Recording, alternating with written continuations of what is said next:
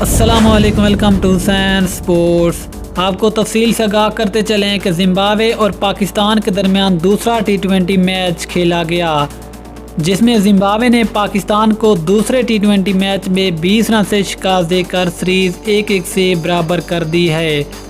لیکن افسوس تو اس بات کا ہے کہ پاکستان یہ دوسرا ٹی 20 میچ زمبابوے جیسی کمزور ٹیم کے خلاف اتنی بری طرح ہار گیا۔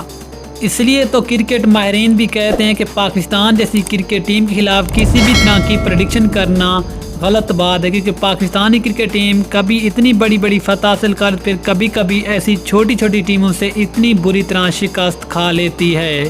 اگر حال ہی میں پاکستانی کرکٹ ٹیم کی افریقہ جیسی کنڈیشن پر پرفارمنس دیکھیں تو کسی کو یقین نہیں تک پاکستان نے اتنی اچھی کرکٹ کھیلی، لیکن زمبابوے سے اس طرح بری طرح شکست کھانے کا آخرکار قصوروار کون ہے؟ پاکستان کے کپتان بابر اعظم آخرکار کب تک اپنی ٹیم کو اکیلے میچ جتواتے رہیں گے؟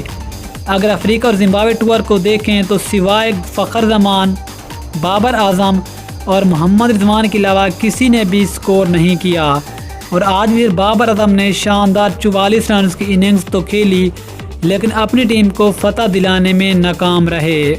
لیکن ہار جیت تو گیم کا حصہ ہے، لیکن افسوس تو اس بات کا ہے کہ پاکستان کے کپتان بابر اعظم، جس کی آج پوری دنیا میں دھوم مچی ہوئی ہے کہ وہ پاکستان کے بلکہ دنیا کے ایک نمبر 1 بیٹسمین ہیں، اور جب میچ ہارنے کے بعد بابر اعظم کو ایک ایسی تصویر میں دیکھا جا سکتا ہے جس کو دیکھ کر ہر شائقین کرکٹ کا دل رو پڑے، اور اس تصویر میں ایسا لگ رہا ہے کہ شاید پاکستان کے کپتان بابر اعظم رو رہے ہیں، کیونکہ یہ شکست کسی صدمہ سے کم نہیں ہے۔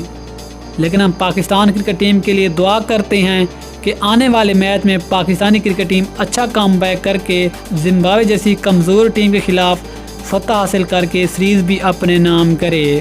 دوستو، آپ نے نیچے کمنٹ سیکشن میں یہ بتانا ہے کہ اس میچ میں اصل شکست کا قصوروار کون ہے۔ ملتے ہیں کسی اگلی ویڈیو میں، تب تک کے لیے اللہ حافظ۔ پاکستان زندہ باد۔